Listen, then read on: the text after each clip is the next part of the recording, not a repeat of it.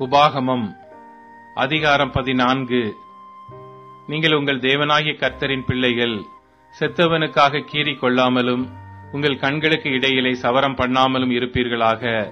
நீங்கள் உங்கள் தேவனாகிய கர்த்தருக்கு பரிசுத்தமான ஜனங்கள்.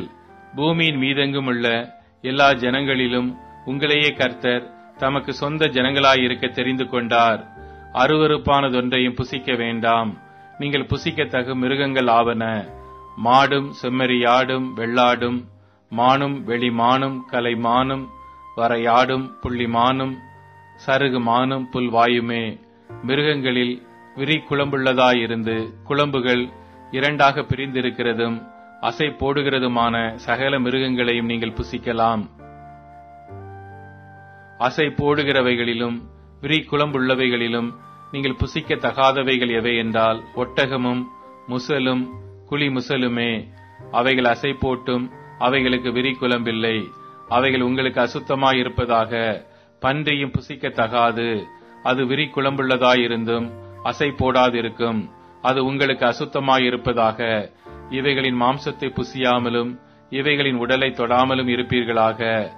ஜலத்தில் இருக்கிற எல்லாவற்றிலும் சிறகும் செதிலும் உள்ளவைகளை எல்லாம் நீங்கள் புசிக்கலாம். சிறகும் செதிலும் இல்லாத யாதொன்றையும் புசிக்கலாகாது. அது உங்களுக்கு அசுத்தமாயிருப்பதாக. சுத்தமான சகல பட்சிகளையும் நீங்கள் புசிக்கலாம்.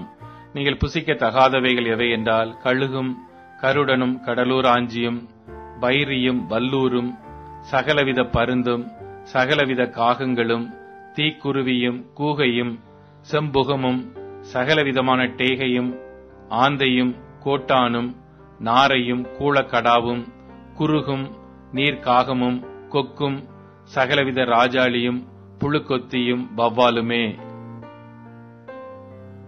பறக்கிறவைகளில் ஊர்வன யாவும் உங்களுக்கு அசுத்தமாயிருப்பதாக. அவைகள் புசிக்க தகாதவைகள். சுத்தமான பறவைகள் யாவையும் நீங்கள் புசிக்கலாம்.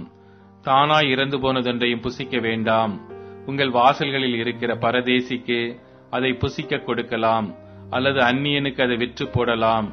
நீங்கள் உங்கள் தேவனாகிய கர்த்தருக்கு பரிசுத்த ஜனங்கள். வெள்ளாட்டுக்குட்டியை அதன் தாயின் பாலிலே சமைக்க வேண்டாம். நீ உன் தேவனாகிய கர்த்தருக்கு எப்பொழுதும் பயந்திருக்க பழகும்படிக்கு வருஷந்தோறும் நீ விதைக்கிற விதைப்பினாலே வயலில் விளையும் எல்லா பலனிலும் தசம பாகத்தை பிரித்து உன் தேவனாகிய கர்த்தர் தமது நாமம் விளங்கும்படி தெரிந்து கொள்ளும் ஸ்தானத்திலே உன் தானியத்திலும் உன் திராட்சை ரசத்திலும் உன் எண்ணெயிலும் தசம பாகத்தையும் உன் ஆடு மாடுகளின் தலை ஈற்றுக்களையும் அவருடைய சந்நிதியில் புசிப்பாயாக.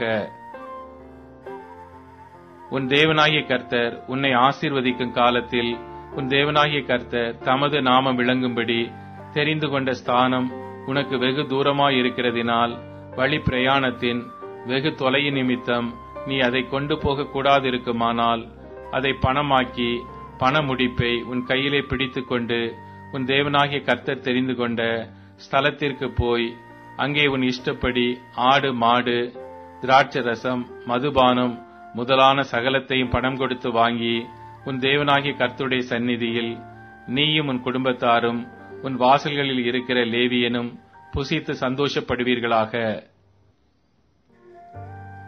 லேவியனுக்கு உன்னோடே பங்கும் சுதந்திரமும் இல்லாதபடியால் அவனை கைவிடாயாக.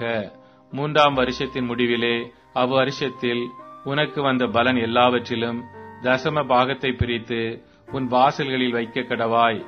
லேவியனுக்கு உன்னோடே பங்கும் சுதந்திரமும் இல்லாதபடியினால் அவனும் உன் வாசல்களில் இருக்கிற பரதேசியும் திக்கற்றவனும் விதவையும் வந்து புசித்து திருப்தி அடைவார்களாக. அப்பொழுது உன் கை செய்யும் வேலையிலெல்லாம் உன் தேவனாகிய கர்த்தர் உன்னை ஆசீர்வதிப்பார்.